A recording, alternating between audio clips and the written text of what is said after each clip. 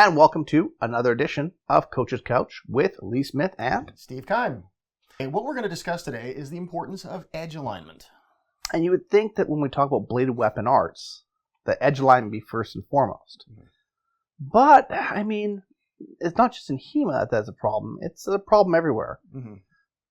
Now, if you think about it, we use a lot of implements for training. We use simulators made of synthetic nylon. We use sticks for all sorts of different training purposes. Because let's face it, a $15 stick is much easier to replace than a $250 sword. And you know, Steve, there's also historical precedent for using a stick, right? Yeah. We see it in Polish saber. We see it in single stick fighting, which was used for training for basket hilt swords, sabers, etc. There's an important fact that, although seems fairly obvious, I think is frequently overlooked. It's that a stick is not a sword. It's not a sword. I mean, you can use it as a training simulator as long as you realize it's not a sword. Exactly. And I mean, there are ways to tell edge alignment. There are ways to input edge alignment onto a training simulator, such as a stick. At least with the nylon simulators, we have the benefit of them being roughly shaped like what a sword is supposed to be shaped like. You know what, though? Let's go further into that. When we look at the stick, right, we look at the biomechanical alignment of the hand, the wrist, and the shoulder and the elbow, right? We can see if that's going to land with optimal power. Because if you turn your hand the wrong way, right, and you would land with the flat of the stick. There's no flat in the stick, obviously. But if you were to land with the flat of the stick, you actually be landing with the part of the stick facing the back of the hand. And if you did that, you'd actually be essentially dispersing power incorrectly. You should be looking to have the stick in line with the lead knuckle. Exactly. And just like with a sword, as you hold the stick, your knuckles on the front part of your hand will be in line with what will be the true edge of the implement, if it were a sword that you were using. And if you took that and put something like cane, for example, in cane fighting, which you see a lot of similarities between that and saber and other weapons of the period.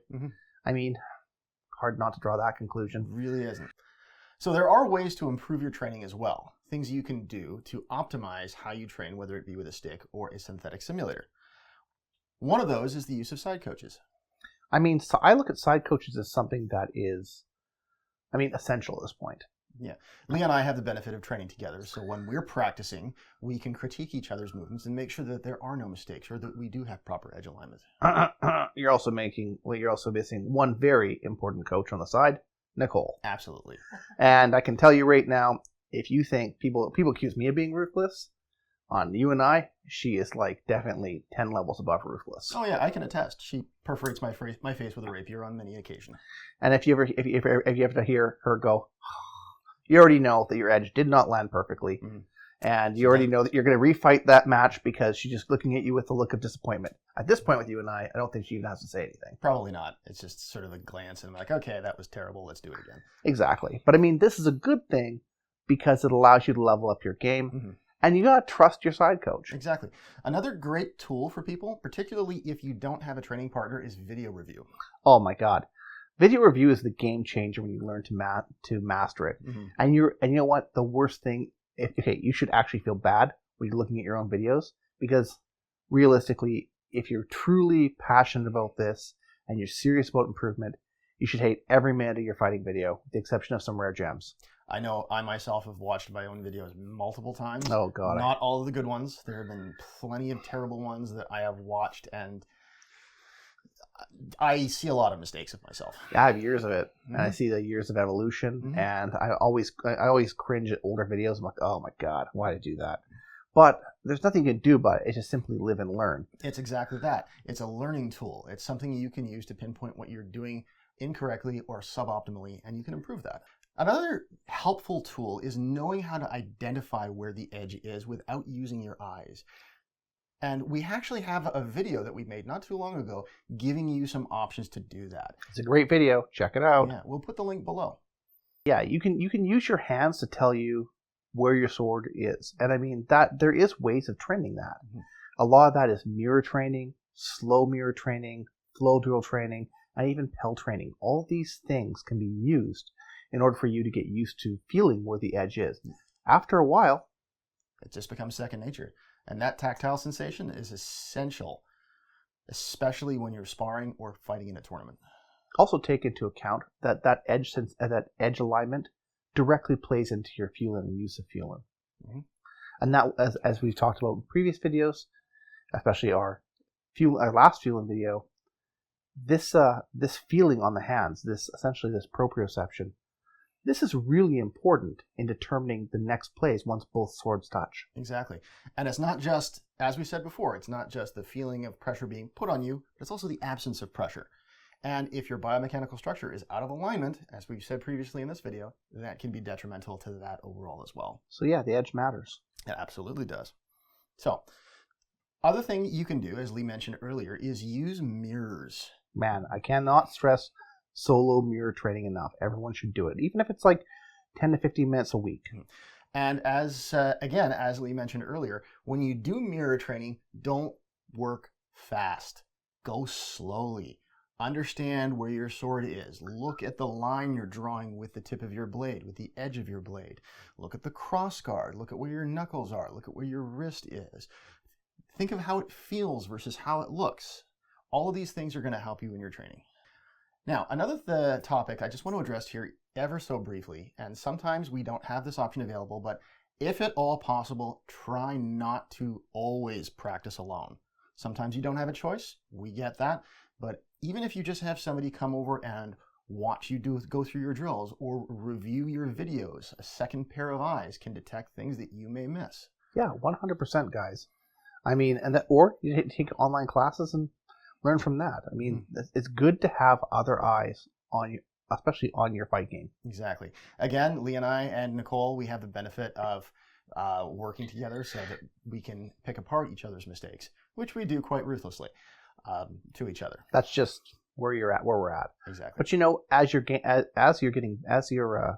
you're a beginner or if you're an intermediate student, there are going to be levels to that, right? You'll be working on different levels of your fight. Maybe your shoulders out, maybe your elbows out. You don't know.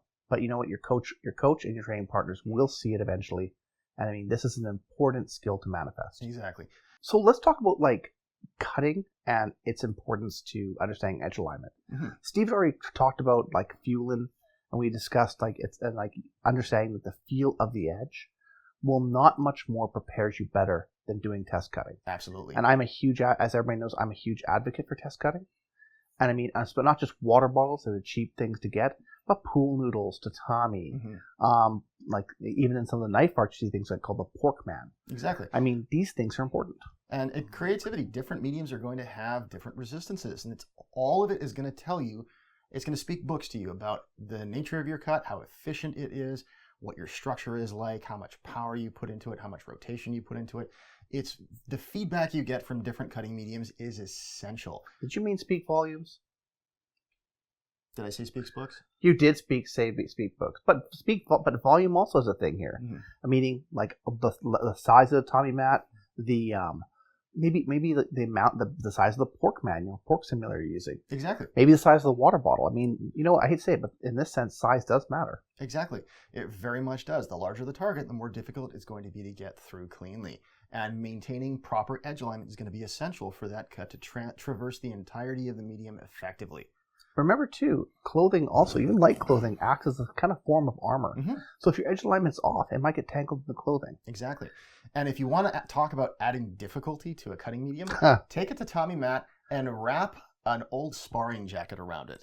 And see how easy the cut becomes then. If your edge alignment's good, it cuts through with no problems. If your edge alignment isn't so good, or your cutting rotation isn't so good, you're going to have issues. You'll have issues.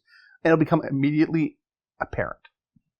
All right, so as much as we've rambled on about the importance of edge alignment, it's also important to note that there are some historical examples of when the flat of a sword is used. Especially the manuscript, guys. And this is not just in historical tournaments, but we even see people talk about striking with the flat in the manuscript. Mm-hmm. There is an important thing here, though, that they're meaning to do that. It's a technique explained, and it's definitive in why that they're doing this. They're striking with the flat. We can't really be sure of the cultural significance of using a maneuver like that. In many manuscripts, it simply describes how to do it, not why they would do it. It could be done for tournament purposes, like we see in Franco-Belgian tournaments, described historically, where people are striking with the flat and they have chalked blades. Maybe it's done as a legal aspect, where There's some people said that in older German law, that you could strike someone with a flat for insult or for someone that owed you money. Now, I can't really confirm that because I haven't read that direct from the sources. This is just from someone I know, who I trust, explaining this to me. So there's a lot of aspects you need to consider when you're considering even employing a flat strike. But ultimately, and I can say this in my opinion, that if you're looking to simulate historical combat, you're going to want good edge alignment. You will. And I mean, good edge alignment also, in this case, you should be, not that I hit the person with the flat, it's more like I meant to hit them with the flat. And that's a difference, not just striking with the flat, but meaning to strike the flat if you were to do so. Exactly. So let's talk about the most important part of this video, the stuff that is 100% not Scotch. Definitely not Highland Park 12-year-old Scotch. This is 100% not Highland Park 12-year-old. Could it potentially be the fake Viking Scars brand? Yeah, let's go with that. Yes. It's actually just apple juice dyed to look like this, so we look really cool. Exactly. And we've got new glasses. For apple juice. For apple juice. We drink out of these all the time. Well, I hope you've enjoyed today's video on edge alignment. I hope you understand the importance of it in all of your training. And it really needs to be part of your training, especially if you're in a weapon-based martial art. And when I say this about sparring videos, we can all do better. I mean, realistically, our sparring videos, people watch them on YouTube now. Everybody, not just ours. Like, no matter where you are, you can just type in longsword sparring, and it'll just pop up. And you'll find an innumerable amount of things out there that you can see. All of different and varying levels of skill. Yeah, and you know what? Not every contact is the same. We should be looking at making our contacts meaningful and essentially making these blows land in the proper edge alignment and with the proper way, proper rotation. I mean, that's what I mean by doing better. We can all do better. And remember, regardless of the level of skill of the people in the video, when you watch something like this, you should watch it from the viewpoint of how you can improve your own training. Or how someone else external to this, and maybe in a different martial art, is watching us. With that said, thanks for watching this episode of Coach's Couch. Have a great night. Cheers.